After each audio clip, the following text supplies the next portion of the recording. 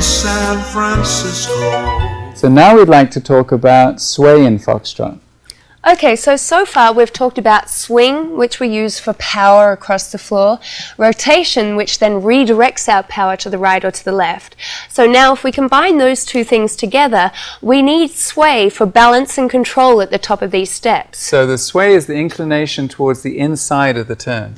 Right, so what will happen is if I go with power and turn, and if I don't lean to the center of the turn, I lose balance at the top of the step.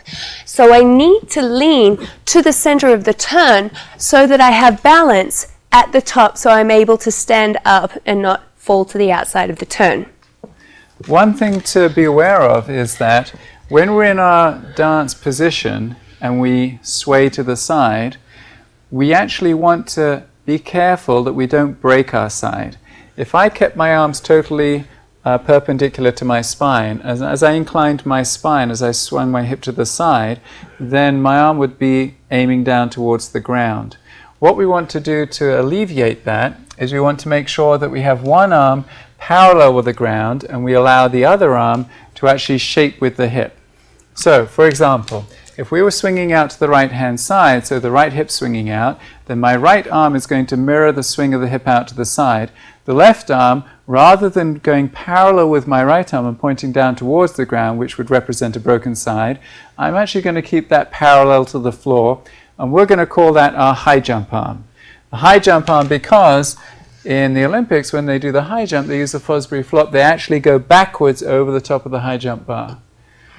So we don't want to feel like we ever lower the bar to high jump over it. We always want to feel like we lift up and we're counterbalancing with our hip to lift our head up over the high jump bar. So let's demonstrate that in a little sequence. Okay. So let's start with a twinkle.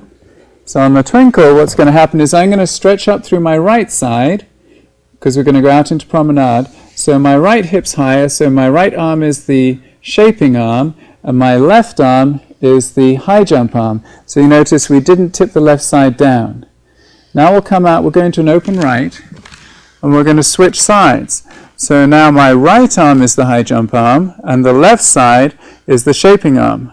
From here, Tony's going to run through, and we're going to switch back again. Now we're in shadow position, and we have the same high jump arm, our left arms, while Tony's right arm is reflecting the shape through her right hip.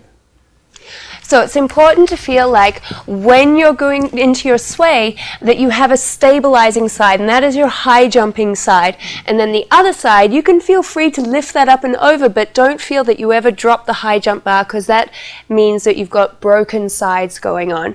So we're going to be using that when we start going into our styling later on.